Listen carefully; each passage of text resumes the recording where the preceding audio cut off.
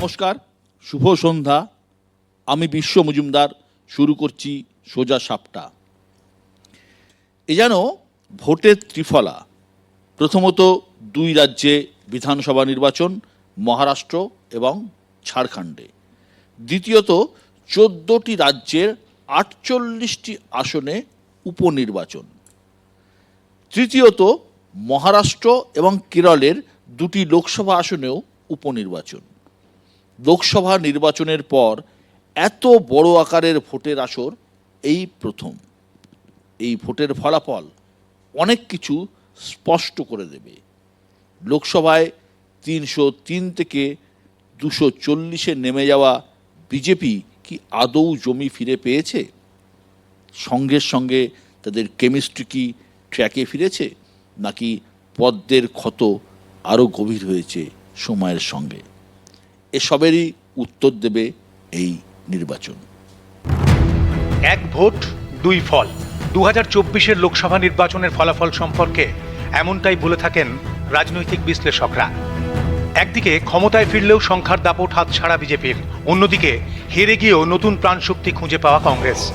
কিন্তু গত কয়েক মাসে এই অক্সিজেনকে কতটা কাজে লাগাতে পারল বিরোধী শিবির? এই প্রশ্নেরই উত্তর দেবে চলতি নির্বাচনের ফলাফল। হরিয়ানার পর মহারাষ্ট্র, ঝাড়খণ্ডেও যদি পদ্ম ফোটে, তাহলে ধরে নিতে হবে লোকসভার ক্ষত মেরামতি করে ফেলেছে পদ্ম শিবির। জাতপাতের অঙ্ক ফেল গেরুয়া অস্ত্রের কাছে। সেক্ষেত্রে আগামী দিনে আরও কঠিন হবে কংগ্রেসের পথ। 2025-এ দিল্লি আর বিহারে বিধানসভার ভোট, 26-এ বাংলা, তামিলনাড়ু, কেরলের মতো রাজ্যে ক্ষমতা দখলের লড়াই। কার্যত শূন্য থেকে শুরু করতে হবে হাত শিবিরকে। গুরুত্ব কমবে জোটের বাজারেও। তাই শুধু মহারাষ্ট্র বা ঝাড়খণ্ডের জন্য নয়, কংগ্রেসকে জিততে হবে কংগ্রেসের জন্য। শনিবার বাংলার 6 আসনে উপনির্বাচনেরও ফল প্রকাশ। মাদারিহাট ধরে রাখার কঠিন চ্যালেঞ্জ বঙ্গ বিজেপির কাছে। এদিকে হারোয়ার আসনে লড়ছে বামসঙ্গী আইএসএফ। তবে কি জাতিসত্তার রাজনীতির নতুন ইনিংস হারোয়ায়, নাকি বঙ্গ রাজনীতির বিচ্ছিন্ন দ্বীপই হয়ে থাকবে ভাঙড়? এটাই ঠিক করে দেবে এই নির্বাচনের ফলাফল। নিউজ 18 বাংলা। একদমই ঠিক। শনিবার যে বাংলার যে 6টি উপনির্বাচন যে ফল প্রকাশ হচ্ছে, উত্তরে মাদারিহাট থেকে সিতাই, দক্ষিণে নৈহাটি, হাড়োয়া, মেদিনীপুর, তালডাংরা। এর মধ্যে একমাত্র মাদারিহাট আসনটি বিজেপির দখলে। 2011 সালে তৃণমূল ক্ষমতায় আসার পর এখনও পর্যন্ত মাদারিহাটে দাঁত ফোটাতে পারেনি, কারণ তার আগে মাদারিহাট ছিল আরএসপির দখলে। বাকি 5টি আপাতত তৃণমূলের। মাদারিহাটের মূল ফ্যাক্টর চা বাগান এবং আদিবাসী ভোট। উত্তরের জমিতে কি আলগা হচ্ছে পদ্মের মাটি? তার উত্তর মিলবে এই ভোটেই। আরজিকর ইস্যু কি শহর ছাড়িয়ে, শহরের গণ্ডি ছাড়িয়ে গ্রামের মাটিকে ছুঁতে পেরেছে? তারও জবাব মিলবে শনিবার। বিজেপির মেরুকরণ নাকি কংগ্রেসের জাতপাতের অঙ্ক? কোন অস্ত্রে জয় আসবে তা নিয়ে আলোচনা করব আমরা। আমাদের আজকের মোশন গেরুয়া অঙ্ক নাকি জাতি মন্ত্র? আর এই মোশনের পক্ষে এবং বিপক্ষে বলার জন্য যারা আমার সঙ্গে আজকে রয়েছেন আলাপ করিয়ে দিয়ে, আমার একদম বাঁদিকে রয়েছেন বিশ্বজিৎ দাস, রাজনৈতিক বিশেষজ্ঞ। পাশে রয়েছেন কংগ্রেসের পক্ষে সুমন রায়চৌধুরী। সুমন, আপনাকে স্বাগত। রয়েছেন তৃণমূলের পক্ষে রাজ্যের মন্ত্রী চন্দ্রিমা ভট্টাচার্য। একদম ডান দিকে রয়েছেন বিশিষ্ট সাংবাদিক সুমন ভট্টাচার্য। তার পাশে রয়েছেন সিপিআইয়ের পক্ষে কৌস্তব চট্টোপাধ্যায়। পাশেই রয়েছেন বিজেপির পক্ষে দেবজিৎ সরকার। আমার প্রথম বক্তা সুমন রায়চৌধুরী। দেখুন, এটা সর্বজন বিদিত। আমরা যারা ভোট দিই, আমরা যারা ভোটার, এটা একটা ট্রেন্ড। এটা শুধু পশ্চিমবঙ্গ বলে নয়, সব রাজ্যেরই এটা একটা ট্রেন্ড। দেখা যায় যে যখন উপনির্বাচন হয়, উপনির্বাচনের ফল শাসক শিবিরের দিকে যায়। কিন্তু আজকের পশ্চিমবঙ্গে আমার মনে হয় খানিকটা তার ব্যতিক্রম হতে চলেছে। একটু আগে সঞ্চালক বলছিলেন আরজিকরের কথা। সঞ্চালক প্রশ্ন তুলেছিলেন যে আরজিকরের এফেক্ট কি পশ্চিমবঙ্গের এই যে 6টা আসনে উপনির্বাচন হচ্ছে তার পড়বে? আমি তো মনে করি পড়বে। কারণ দেখুন, যতই আমরা উপঢৌকনের রাজনীতি করি, যতই আমরা মানুষকে খুশি করার চেষ্টা করি অর্থনৈতিকভাবে, মানুষের জীবন জীবিকা নিয়ে যতই আমরা ভোট কেনার চেষ্টা করি, একটা ঘটনাটা তো ঠিক, রাত্রিবেলা যখন আমাদের বাড়িতে এসে শাসক দলের লোকেরা বলবে তোমার জন্য এই এই এই এই করা হয়েছে, তা এবার উল্টে আমাদের পাওনাটা আমাদের ফিরিয়ে দাও, তখন কিন্তু মানুষ ওইভাবে জিনিসটাকে দেখবে না। আমরা তো দেখেছি বহু ভিডিও সমাজ মাধ্যমে এবং বহু টিভি চ্যানেলও দেখিয়েছেন যে আরজি করের ঘটনার পর পুরুলিয়া বা বাঁকুড়ার প্রত্যন্ত গ্রামে 11-12 ফার্স্ট ইয়ারের ছেলেমেয়েরা মোমবাতি হাতে মিছিল করে বেরিয়েছে। আমাদের একটা ধারণা আছে যে কলকাতা শহরে কোনো ঘটনা ঘটলে তার আঁচ গ্রামাঞ্চল অবধি যায় না, গ্রামের প্রত্যন্ত অঞ্চল অবধি পৌঁছয় না, কিন্তু আরজি করের অভয়ার যে ঘটনা ঘটেছে নাড়িয়ে দিয়েছে। বাংলার স্বাস্থ্য ব্যবস্থা এবং স্বাস্থ্য ব্যবস্থাকে কেন্দ্র করে এত বড় দুর্নীতি যে হতে পারে সেটা কিন্তু চোখে আঙুল তুলে আরজি করের ঘটনা দেখিয়ে দিল। দেখুন, সেই গ্রামের মা বোনেরাই তো কলকাতা শহরে আসেন চিকিৎসা করাতে, সেই গ্রামের ভাইয়েরাই তো কলকাতা শহরে আসেন চিকিৎসা করাতে। তা স্বাস্থ্য ব্যবস্থার এই ভয়ঙ্কর দুর্নীতি এবং সেটাকে জড়িয়ে যা যা ঘটনা বাংলার মানুষ দেখলো, এটার আঁচ এই উপনির্বাচনের ফলে পড়বে না এটা আমি একদমই মনে করি না। এবং ভারতবর্ষ কেন, পশ্চিমবঙ্গের স্বাধীনতার পর এত বড় গণ আন্দোলন কোনোদিন সংগঠিত হয়নি। রাস্তায় বসে মা বোনেরা আলপনা কাটছেন, রাস্তায় বসে রাত দখল হচ্ছে, রাস্তা দখল হচ্ছে। এই আন্দোলন কি মমতা বন্দ্যোপাধ্যায়ের প্রশাসন কেন, কোনো প্রশাসন স্বাধীনতার পরে পশ্চিমবঙ্গে কোনোদিন দেখেনি। তা সেই আন্দোলন মানুষের মনে কোনো প্রভাব ফেলবে না এটা আমি মানতে রাজি নই।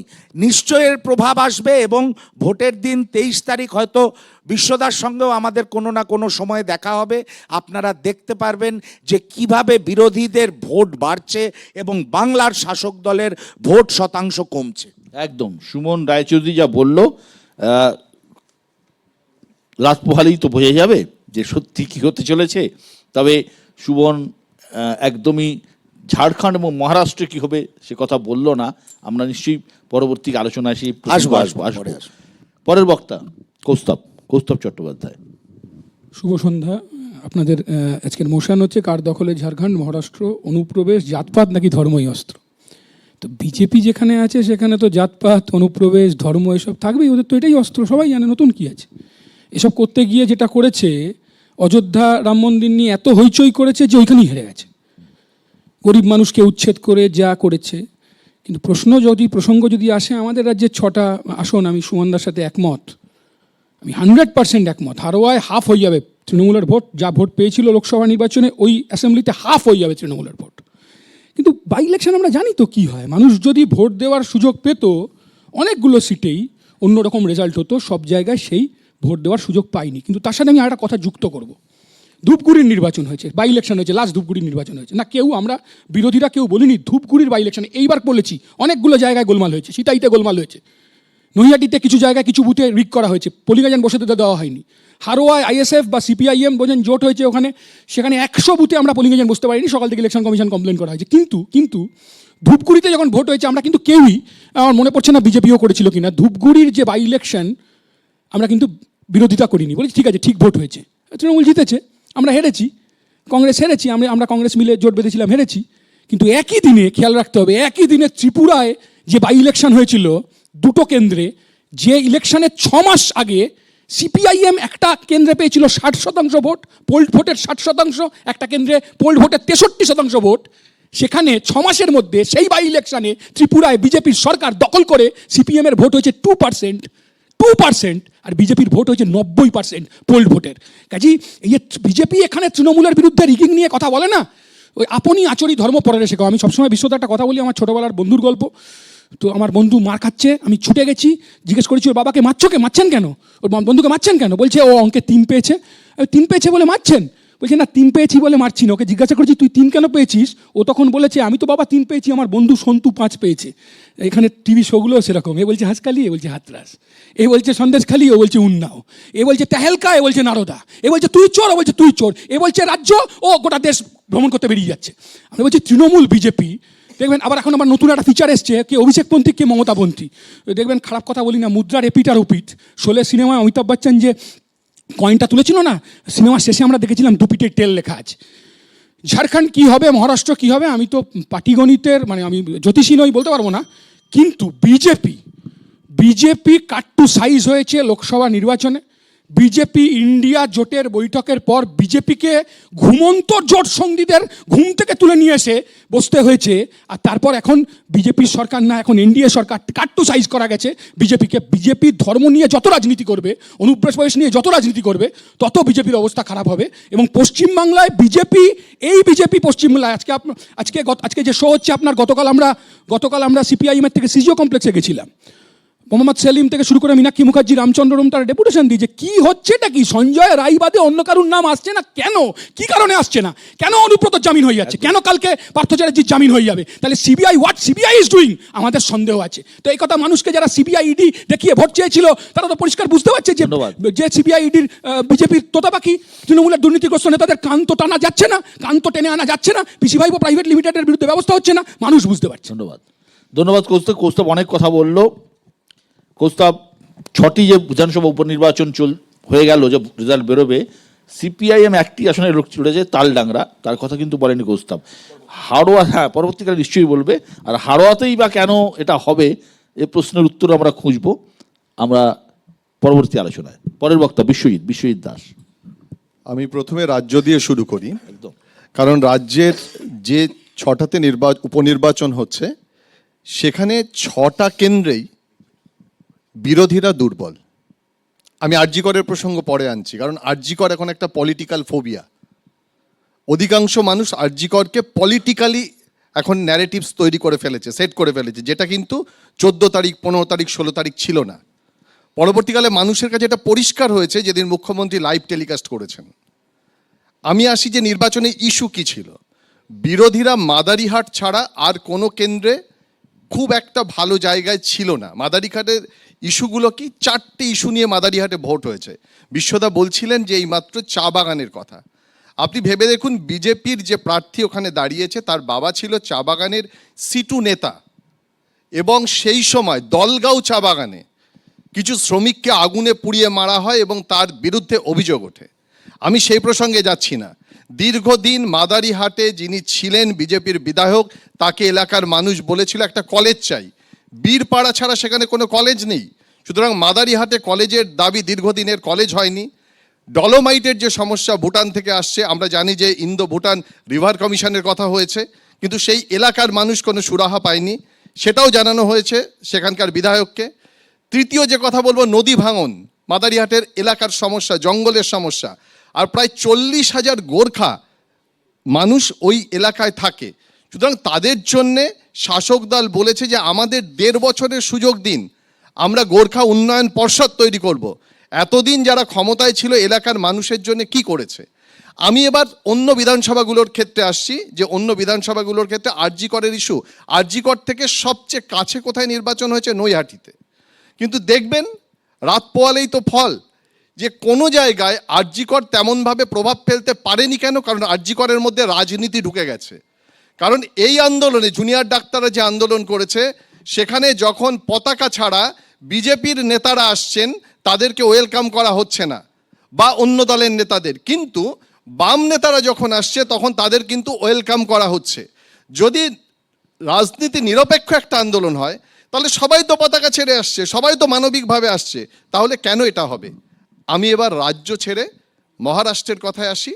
মহারাষ্ট্রে এবারে ভোটার সংখ্যা কত ছিল তার আগে বলে দিই। 2019-এ 8,85,00,000 ভোটার ছিল, আর এবার 9,69,00,000, এবং ভোটের পার্সেন্টেজ বেড়েছে। তার মানে আপনি ভেবে দেখুন, নতুন ভোটার সমেত প্রচুর মানুষ ভোট দিয়েছে। কেন ভোট দিয়েছে? অনেকগুলো ইস্যু ছিল মহারাষ্ট্রে। আমি বারবার বলবো, যখন হ্যাঁ রাহুল গান্ধী কৃষকদের কথা বলছেন, পেঁয়াজের দামের কথা বলছেন, তুলোর দামের কথা বলছেন, একই সঙ্গে নাসিক মডেলের কথা বলছেন আমাদের অমিত শাহ। তিনি বলছেন ওখানকার মডেল নাসিক হবে এবং কর্মসংস্থান, কারিগরি শিক্ষাকে তিনি গুরুত্ব দিয়েছেন। কিন্তু এগুলোতে মহারাষ্ট্রের মানুষ বুঝছে না, কারণ ধর্মটা তাদের কাছে একটা বড় ইস্যু, জাতটা বড় ইস্যু।